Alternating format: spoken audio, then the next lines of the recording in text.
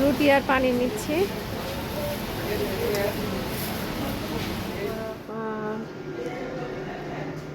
সারাটা দিন এইভাবে হসপিটালে করে থাকে ওনারা। আসসালামু আলাইকুম, welcome to Swiss Mom Blog. তো এখন আমরা চলে যাচ্ছি হসপিটালে। মার এর আগে ডাক্তার দেখাইছি, তো পরীক্ষা নিরীক্ষা করা হয়েছে, তো মা আগে চলে গেছে সেই রিপোর্টগুলো ওঠানোর জন্য।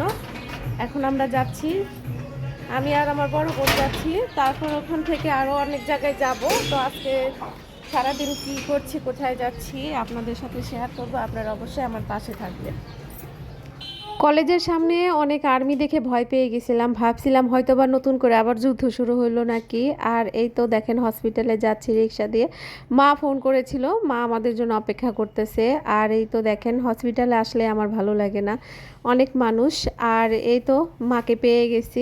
মাকে প্রথম যে ডাক্তার দেখছিল সে হার্টের ডাক্তার দেখাইতে বলছে, তো মা নতুন করে হার্টের ডাক্তার দেখাবে, তো সেখানে সিরিয়াল দিয়ে আসা হয়েছে। আর এখন আমরা চলে আসছি নাক কান গলা ডাক্তার, সেখানে আমি আর আমার বড় আপুকে দেখাবো। আমার বড় আপুর নাকের হাড় বাঁকা হয়ে গেছে, এটার জন্য অনেক সমস্যা হচ্ছে। আর আমার নাকে পলিপাস হয়েছে, মানে ডাক্তার দেখে বলল যা, সেটাই আমি বলতেছি। তো এখন আমরা এখানে অপেক্ষা করতেছি আমাদের দুজনের নাক কান মানে নাকের পরীক্ষা করে তারপর আমরা যাব আমার মায়ের ওইখানে হার্টের ডাক্তারের কাছে যাব। সেখানে দেখাইছি ডাক্তার, বড় আপা দেখছি, বড় আপাকে দেখাইছি, তারপর মাকে অন্য একটা ডাক্তার দেখাইছি। এখন প্রথম যে ডাক্তার দেখাইছি সেই ডাক্তারের কাছে আবার যাচ্ছি। মানে আজকে শুধু দৌড়াদৌড়ির উপরেই আছি এই হসপিটালে, সেই সকালে আসছি, না খেয়ে আসছি, এখন বাজে দুপুর 2টা।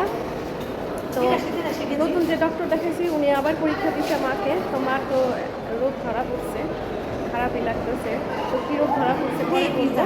এই যে প্রথম যে ডক্টর দেখাইছি মাকে দেখায়নি, তারপর বাসায় যে ভাবছিলাম আজকে হসপিটাল থেকে আমার বোনের বাসায় যাব, তারপর ওদের মাদ্রাসায় যাব, মানে সহিয়ার জোহরার মাদ্রাসায় যাব। আমি যেহেতু এতদিন ওদের মাদ্রাসায় যেতে পারি নাই, ওদের বেতনটাও দেওয়া হয় নাই। ওদের তো এই তো সামনের সোমবার থেকে পরীক্ষার ফিটাও দেওয়া হয় নাই। তো আজকে যে এতটা সময় লাগবে সেটা আসলে সত্যি বুঝতে পারি নাই। শহীদের বেতনটাও দেওয়া হয় নাই, ওদের বেতনটা দিব রবিবারে দিব। আর রবিবার তো সরকারি বন্ধ। এখন আমরা চলে যাচ্ছি মাকে যে প্রথম ডাক্তার দেখাইছিলাম, তো ওনার কাছে যাচ্ছি।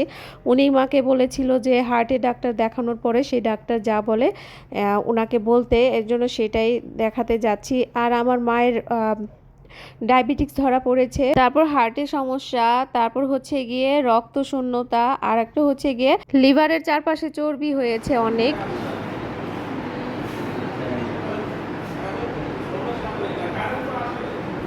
বুঝতেছো কিছু কি দিছে, কিছু বুঝো কি দিছে?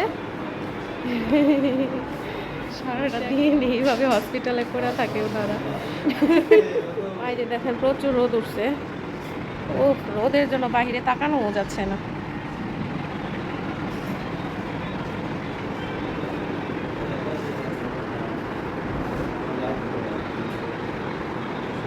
দুজনেই পড়তেছে, ওইরা কিছু একটা বুঝতেছে। বড় পাই নিয়ে দুইবার দেখতেছে। কিছু বুঝলা? কিছু বুঝতে পারছো? বুঝো নাই না, তারপরে দেখতেছ। লাস্টে এটা দিয়া বাতাস করতেছে। মা আবারও দেখেন করতেছে। ডায়াবেটিক্স খুঁজতেছে কোথায় লেগছে। মাকে ডাক্তার দেখাতে পারি নাই, কারণ আমরা একটু দেরি করে চলে আসছি, ডাক্তার বাসায় চলে গেছে। তো প্রথমে আমাদের বলে দিলেই হতো, আমরা এতক্ষণ এখানে ওয়েট করতাম না, আমাদের কতটা সময় নষ্ট হলো। এখন চলে আসছি আমার আর বড় আপুর ব্লাড দিতে, এখানে আমরা ব্লাড দিব। এখন বাজে 2:30, আমি রক্ত দিয়ে আসলাম, বড় আপু রক্ত দিছে। এখন যাচ্ছি আমরা এক্স রে করতে, নাকের এক্স রে আর কি যেন আছে, যাচ্ছি। সারাদিন শুধু দৌড়ানো পেয়েছিলাম, আমরা আসলে ভাবতে পারিনি যেভাবে দৌড়াতে হবে আজকের দিনটায়।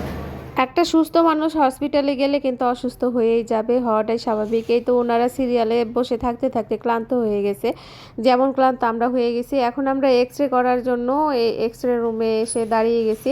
যেখানেই যাচ্ছি সেখানে সিরিয়ালে বসে থাকতে হচ্ছে, বা সিট না পেলে দাঁড়িয়েও থাকতে হচ্ছে। আর আজকে আমার পায়ের 12টা বেজে গেছে। আমার মারও অনেক কষ্ট হচ্ছে, ভিতরে ভিতরে সে অনেক অসুস্থ। আর এই তো দেখেন আমার বড় আপুর এক্স রে চলতেছিল। এখন বাজে 4:20, খাবো, রুটি রুটি আর পানি নিচ্ছি। মাকে আর বড় আপুকে জিজ্ঞেস করছিলাম ওরা কি খাবে, ওরা বলতেছে কিছুই খাবে না। তো আমি ভাবছিলাম বাহির থেকে আমি সিঙ্গারা অথবা সমোসা যেটা পাই সেটাই নিয়ে আসবো আর ঠান্ডা পানি নিয়ে আসবো। তো যে দেখি কিছুই নাই, সব শেষ হয়ে গেছে। আর এখন তো বিকাল হয়ে গেছে, ওরা নতুন করে ভাজবে কখন জানিও না। তো আমি বুদ্ধি করে 2টা রুটি আর ঠান্ডা পানি নিয়ে আসছি। রুটি তো কেউ খায় নাই, আমি ঠান্ডা পানি খেলাম, আমার বড় আপু খেয়েছে, মা খেয়েছে, মানে পানি শেষ হয়ে গেছে, রুটির মতো রুটি রয়ে গেছে। তো সেই রুটি আমরা খাবো বাসায় নিয়ে। কারেক্ট 5টায় বাসায় আসছি। তো এখন খুবই ক্লান্ত লাগতেছে, অনেক খারাপ লাগতেছে, সারাটা দিন হসপিটালে দৌড়াদৌড়ি করছি। এখন গোসল করে নিচে যাব, খাওয়া দাওয়া করে তারপর দেখা করছি।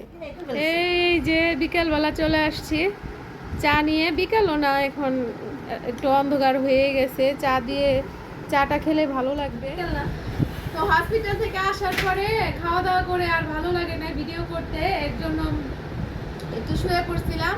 তো এখন আমি চা খাচ্ছি আর ভিডিওটা শেষ করব।